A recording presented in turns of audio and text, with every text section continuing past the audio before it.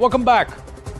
MB Rajesh, the excise minister of the left government in Kerala, has drawn a divide between Adi Shankaracharya and Sri Narayana Guru. Now, what he has turned around and said is that Adi Shankaracharya upheld the caste system and varnashrama, and that he is not an Acharya of Kerala.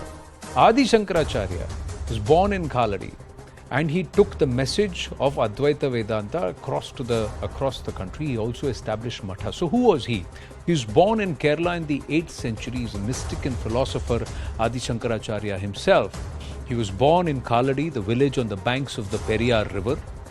And Adi Shankaracharya consolidated the doctrine of Advaita Vedanta.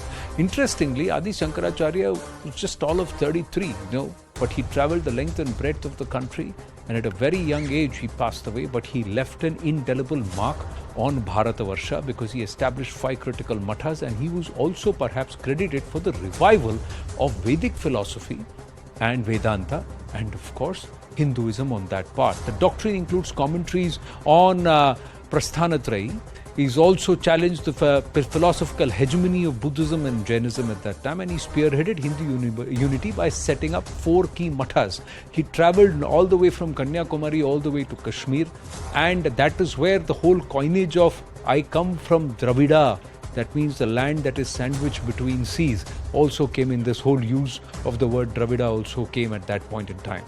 But the larger question is this comment that has been made to try and separate Sri Narayana Guru and also Adi Shankaracharya and deny him as the Acharya of Kerala, is it being done for votes, as is being alleged by the BJP and also the MOSNEA?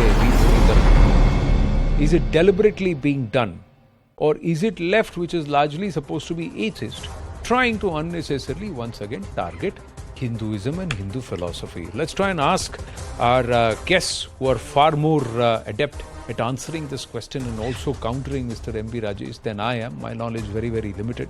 MR Venkatesh, advocate, with us. Lalit Kumar, president of the Hindu Janashakti, is with us. And Dushyant Sridhar, Vedic speaker, writer. He is an engineer by academics, but he is a student of Vedic philosophy and Vedanta and the scriptures. So let me start with you, Dushyant ji. Namaste. Happy New Year to everybody. And let's dive into this. Adi Shankaracharya promoted the cruel caste system, Dushyant Sridhar ji, because he upheld varnashrama. And he is not an Acharya of Kerala. And Sri Narayana Guru is a better person. And he is the one who should be followed and considered Acharya. How would you respond to this statement? Outset, Namaskaram Anand, Namaskaram to my fellow panelists, and thanks for your wishes for 2023. I pass it on to all the Astikas and the viewers of News 18 as well. Even before I could go into the topic, Anand, just a general comment. With the recent comments, uncharitable ones being offered on Hinduism, on the philosophers of Hinduism, in the last few years by people of various political parties, I feel they keep mum for some time, because at times their statements stink like the burp of a person who has consumed 100 kgs of garlic. So if they are not people adept enough to comment on the system and on the philosopher, that too as towering and as important as Adi Shankaracharya, so I feel they should keep mum. That aside, and who's going to listen to your advice and my advice? Very quickly, Adi Shankaracharya, who lived as per the sources of some of the mathas in the 8th century, was a prolific poet, a great philosopher. Now, the question that has been raised by the political person here is, he advocated the cruel caste system and Narayana Guru was absolutely not related to it. I'm just going to read out this line from Anukampa Dashakam, a beautiful work by Sri Narayana Guru, the 20th century philosopher. From that work of his, he states in Vachanam 6, Paramartha Murachu Tevar Vidum Porulo Buddhayakshamam Patiyo Sarala Advaita Bhasha Karanam Guruva Yenikam Anukampaudan. So here Narayana Guru says, who are you, O my dear Guru? Are you the one who advocated the Advaita philosophy by name Adi Shankara? So here Narayana Guru pays his obeisances to Adi Shankara, who incidentally hails from the same state of Kerala where Narayana Guru hailed from. If Sri Narayana Guru, the venerated Guru of the 20th century, hails Adi Shankara, and here is the political person trying to create the divide, he is neither doing justice to Narayana Guru nor doing justice to people by giving such wrong information. If Narayana Guru has venerated Adi Shankara, where does this cruel caste system come from? What does he know about the caste system and how does he call it cruel, and what verse of Adi Shankara is he quoting to even give that? For instance, there is one verse which is Jnanam karmeti lokesmin vidhayoga samasataha anayogar yoga vistaraha sarva parisamapyate. This is a verse of Narayana Guru talking about Jnana Bhakti Marga as advocated even by Adi Shankara. So there is no point of difference. There is not one place where he abuses Adi Shankara, rather he venerates Adi Shankara. So it is high time, Anand, my first comment is going to be my last comment, that political people, when they do not have knowledge about anything, especially about religion and philosophy, they have absolutely no right to make such sweeping statements against a great personality, Acharya Varya like Adi Shankara. But they pick only Hindu philosophers, Hinduism, to target, to make these comments, and so these will these because people... they won't be beheaded. Hebar Venkatesh. Anand, wish you a happy 2023, and it's a proud privilege to share a screen space with Mr. Dushyant Sridhar. I'm a great fan of this, and thank you very much for this opportunity. And yesterday I was at Kalahasti, at the birthplace of Adi Shankara. Kaladi. And I had the opportunity of visiting and enjoying the place. There something told me, there was some brooding, shall I say, omnipresence of something to befall.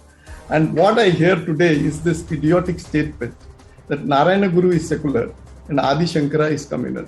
And this communalism and secularism has taken us so deeply ingrained into our collective conscious, especially of the leftists, of the communists, of various use of the Lutyens Delhi, that you try to see communism and communalism and secularism in every damn thing.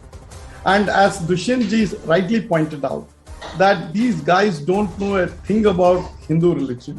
They don't know our Guru Sishya lineage. They do not know what is it that is made up of. I'm not a scholar like Dushyant ji, but all that I can say, I'm talking from a political sense, that you try to see cleavages where none exists. You try to create cleavages where it is impossible to create cleavages. And you try to see that then this is a upper caste, lower caste.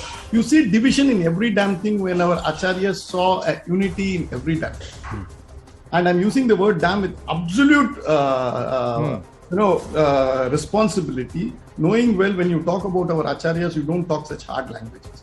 But I'm compelled to use it because these guys who are loony left, who want to annihilate our past, who don't believe in our civilization, who do not know our civilization. And this is what did happen with the Chinese also. This is not new to India.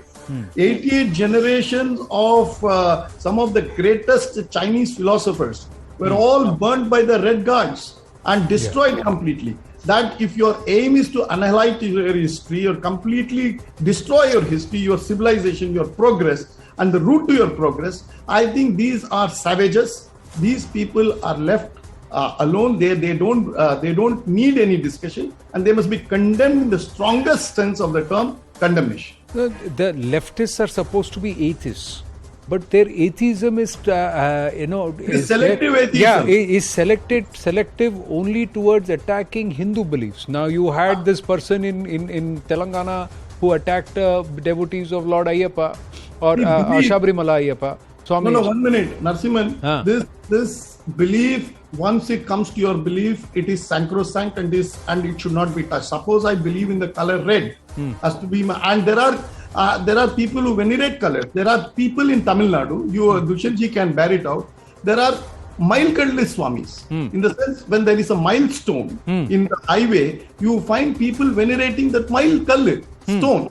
Why do they do it? You may laugh, I may laugh, but the people are venerating, and it is our belief not to tolerate them. We accept them. Tolerance is a very pejorative term. We accept them. and we accept them because our civilization says that we must accept people as they are, not to modify them and tweak them to our tastes and our sensibilities. We take them as they are is acceptance. Tolerance is a very we also have the concept of Tarka Shastra. That means I convince you or you convince me. We both can enter into a debate. Yeah, eventually we try and do it. It's a enlightened or a what happened between Shankaracharya and Mandala Mishra? This happened in a very sophisticated. Correct. But here what I'm trying to tell you is that those whose philosophy, underlying political ideology itself says that you are supposed to be theologically neutral or religion neutral. Exactly. They pass comments on religion and beliefs and faith, but that too of only one particular segment or one particular community. The rest they keep quiet. They will not open their mouth. So the Abrahamic faiths will never get any comment there from the left. But the Hindu faith and the Hindu beliefs will continuously be berated and will be lampooned, and that too ill-informed conversation. Now this is also being done. The allegation that MOS MEA V Muralidharan made is that it is being done for votes, to try and divide those who are bhaktas of Adi Shankaracharya and the followers of Sri Narayana Guru and wean one from the other and separate. Now this is again divide and rule that is happening, Lalit Kumar. Exactly. I'm just bringing in Lalit Kumar before I come back to you, Dushanji and MRV. Yeah. First of all, my pronouns to all the personalities in the panel. And to start with, I have to say, this is not the first time these communist buffoons are making these kind of statements. Previously also, they made a lot of statements like this. This just because to derogate or to insult Hinduism. As we observe the situation now, he is not trying to elevate Narayana Guru or to degrade Adi Shankaracharya. He just wanted to simply create a disturbance or deviation between Hindus. That is the reason. If we simply observe one thing in the history of Adi Shankaracharya, we can see the situation of Manisha Panchakam. When he met the Chandala, who is considered to be the lowest category in the varnashrama, or else Panchamas. When he met him, he made the writing name Manisha Panchakam. In that he says one thing, Chandalostu Dvijostu Guru Rityesha Manisha Mama. That means either he is a Chandala or he is a Brahmin. It doesn't matter. If he is a knowledgeable person, I'll consider him as a Guru. This is the perception of Adi Shankaracharya regarding the Varnas and the people. Without knowing anything, how this idiot made this statement, I don't know. But we as a Hindu or as an Indian, we have to condemn this. And he's saying one more thing, that Shankaracharya is not Guru for Kerala. No, Shankaracharya is not just Acharya for Kerala, he is Acharya for entire India and entire world. That is the reason he is called Jagat Guru Shankaracharya. He is not the one to make a statement that he is not Acharya for Kerala.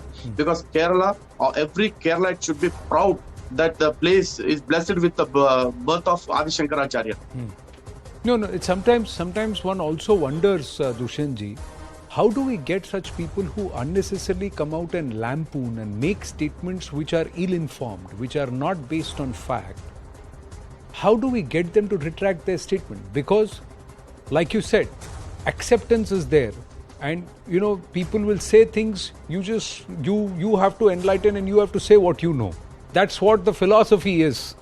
It's not, like you said, nobody's going to go ahead and behead MB Rajesh for the statements that is for his utterances against Adi Shankaracharya or is ill-informed, and nobody should. That's not the way it is. Correct. But there has to be some level where insulting Hinduism, unnecessarily misrepresenting and misstating facts will stop, especially from political people and people in public life who think they can get away with it.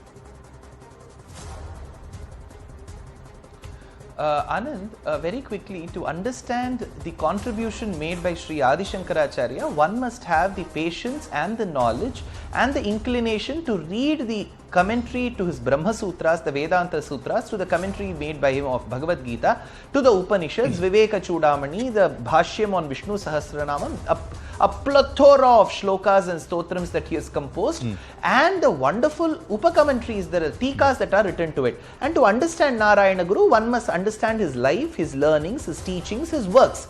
If at all this person believes that he can create this divide so beautifully like how he has managed to do it now, then he must also read the works of Sri Narayana Guru, who also, in my understanding, please audience have the right to correct me, he advocated vegetarianism. So in that case, wasn't the same Communist Party the one that was patronizing the beef festival? So you cannot do a prakshiptavadam. You cannot pick and choose certain parts of the body. I love Anand's left hand. I love Anand's right foot. I cannot select you in pieces. I have to take you as a whole. If you believe Narayana Guru is the person, the Guru that you venerate, then promote vegetarianism. Then Narayana Guru was a person who absolutely believed in Parabrahman. Then you believe in Parabrahman, because there were leaders in the Communist Party in Kerala who were extremely devoted to Guruvayurappan. I think if I'm right, Karunakaran and all of them, they were all very extremely devoted to Guruvayurappan of Kerala. They wouldn't even be a single month where he wouldn't go to Guruvayur. Then become that leader. You cannot pick and choose those parts where you feel you can get comfortable in an argument. That means you're losing the argument. M.R. Venkatesh? See, the problem with these type of leftists is that they have bred themselves on with this type of scurrilous statements. And unfortunately, the Hindu society does not give them a damn. And it irks some of us. But the Hindu society just goes on and on and on, doesn't even bother about these things, because it is not even worth debating as far as the larger sections of the people are concerned. But you are right, Anand, that I am also wondering, what is the alternative to shut them off? What is the mechanism legally, constitutionally tenable, but at the same time put them off? Now, unfortunately, we can't take 153A, we can't take 295, all these sections of IPC into account and file a case against him, because it's not going to work. It doesn't probably excite the lawyer in me to file a case in these type of things. Only thing I think the society, I think, has the best mechanism to do what they do best is to ignore these people, and that would be the best form of humiliation for these type of people. I don't see any other way out. No, but if this is being done for votes, if this is going to form an opinion from largely people do not know the difference. No, these are people who are opinion makers. See, that is why people like Dushyant Sridhar become very important, because they are the people who are carrying the alternative message. And that is what makes it makes them a compelling personality in the modern society. That you need not go to the level of a rabid dog to fight a rabid dog. You can do it in a very sophisticated manner, and believe me, this is the best response that we are giving by ignoring him. Ignoring him is the best response a society can give. See, my point is either you ignore or you start informing. The latter is more important. The latter is more important, and somewhere the humble endeavor by bringing you all on the panel tonight has been to try and inform the viewer that you cannot take what certain leaders say on face value. That is something that's not possible. Yes, final 10 seconds, I have to wind up. Yeah, I'm running. 1 second. Yeah. I will say that you are also as important, because the message, if it is being carried by Dushyant ji, you are the carrier and you are also equally important. We should all thank you also for this opportunity. No, I don't deserve any thanks, sir. What is important is that people start being informed. No, I thank you all for joining us tonight. I have to wind up with this aspect that when somebody says something, don't take it at face value. Go back, read and ask those who know, and be informed, ladies and gentlemen. Thank you for joining us tonight on The Right Stand. Stay with us. Zaka joins you with Brass Tacks.